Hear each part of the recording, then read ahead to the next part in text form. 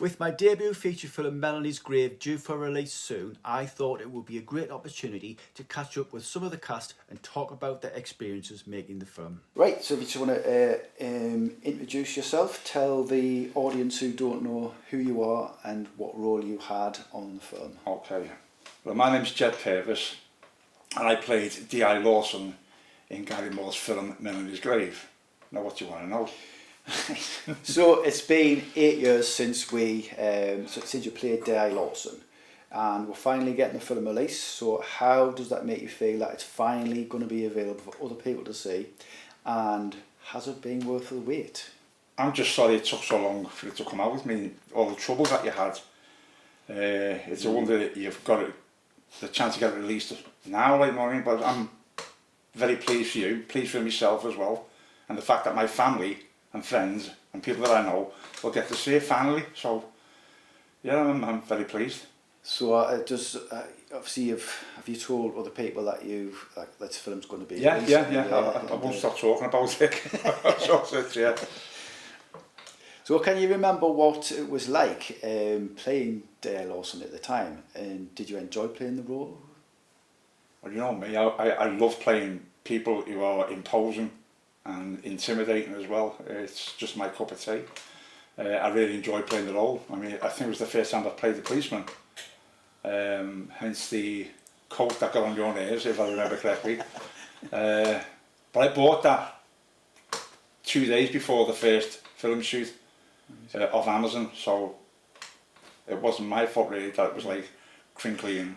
Well, that was my kind of worry, but when we were doing it, it was fine, it was absolutely fine. And it did make you kind of look the part as well. I did like the look of it, but I was just a bit worried about the noise for obviously the well, at the time, and also the money, I would have bought a better coat, but that's life.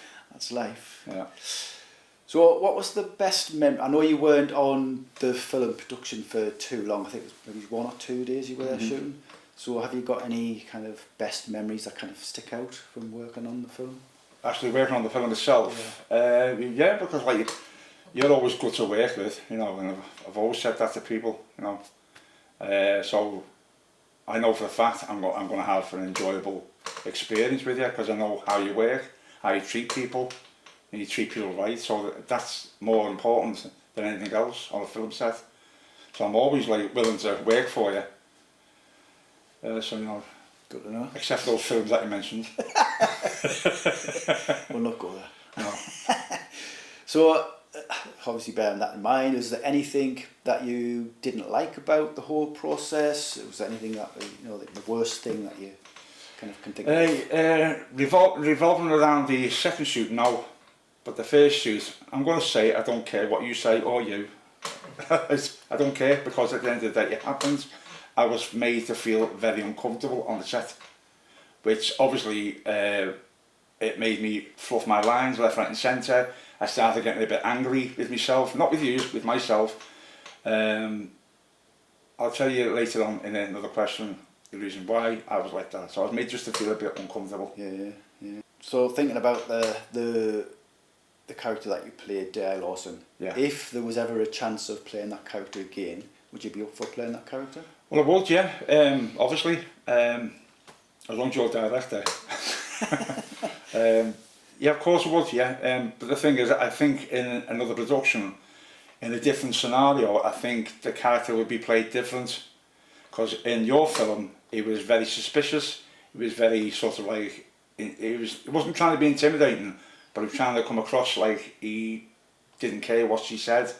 But also near the end of the scene, he became a bit more understanding towards her, and he sort of like, I don't know whether he felt sorry for her, but I think he understood her situation. That's why at the end he just gave her a call and said, just call us back, you know, whatever. If you remember anything, no matter how inconsequential it may seem, please give us a call. Can you remember how, because I can't quite remember myself, how you came to be cast in that role? You asked to put a casting call out online, on social media, and I applied for it.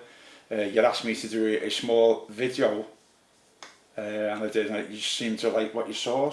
So for people who are not familiar with your character, can you kind of describe him? what kind of guy he was, or kind of in your mind? I know there wasn't a lot on the script, but kind of you must have thought about that character. Well, I'm not being funny, but I actually I sort of like play the character based on myself, because I'm a very suspicious person, always have been, always will be, probably because of where I come from. I try to make the character, like I said before, a little bit intimidating to a point, not too intimidating, but enough to get what he's after. So he's obviously a character that goes in for what he wants, and he'll stop at nothing to get it. But he understands where to draw the line as well, as coppers should have done, if you know what I mean. Mm-hmm. Some actors don't like watching themselves when they've been in a film, so don't like watching the films after they've done it. Is that the case for you, or are you not bothered? Listen, mate, I've dressed up as a 50-foot rabbit. I don't care. I don't care what I look like. You know what I mean? I watch myself all the time. I'm not bothered. I'm not vain. I just don't care. Yeah. You know, so, you know. Yeah. Right, I wasn't born like Brad Pitt or Johnny Depp. Aye. You know, I buy the aftershave Sauvage. I mean, I know for a fact I'll never get to look like Johnny Depp or smell like the bastards, you know what I mean? That's the close I'm going to get. So, going back to what you kind of touched on in a previous question there. So there were you were one of the few people who were in the original version of the film, which we shot a year before this particular version that we're talking about. So, can you remember shooting both of those versions, and what was the difference between those two kind of shoots? Because you've touched on. Right, there we go then. The second shoot, I'm not going to fault in any way, shape or form, because it was very enjoyable, you know what I mean? But the first shoot, I don't know whether to go into detail or name names, no I won't, right? But I'll give you an inclination, right? You can mention the role that they played. No.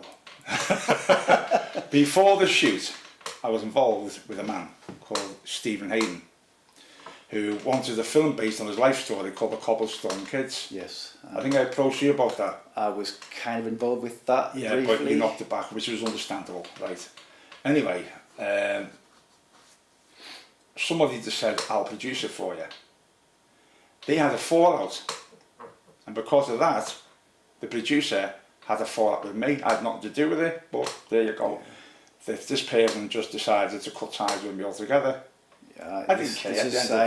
I've got my friends, you know what I mean? I've got my Paul Max, I don't need it.